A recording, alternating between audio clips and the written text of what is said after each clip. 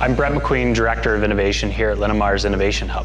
Hi, my name is Jesse Webster, and I'm the Engineering Supervisor here at the Linamar Innovation Hub. My name is Bedr Dosset. I'm a Junior Process Engineer working at Hastech Manufacturing, which is also part of Linamar Corporation.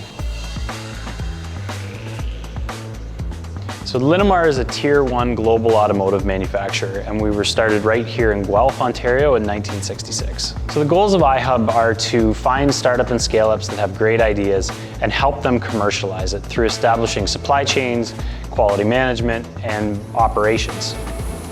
iHub is here to also support our facilities by looking for new transformational technologies that can introduce operational efficiencies into the plants. ABB has been a pivotal supplier to Linamar over the evolution of our company. As we look for people to fill job shortages, there's not always people there to put in place, so we've had to turn to automation and robotics in order to fill that gap. So Hastech was basically doing manual loading, and the operator would have to grab 5 or 10 parts and load them onto the machine. Our goal was to make sure that we install a cell that is able to randomly select parts from a bin and load it to the machine.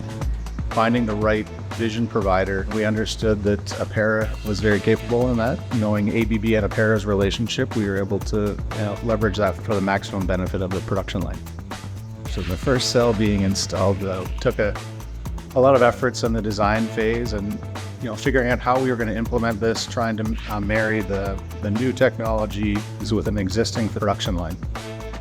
There's 3 streams of production. To have each stream be fed consistently, we decided that each of them should have their own robotic bin picking solution.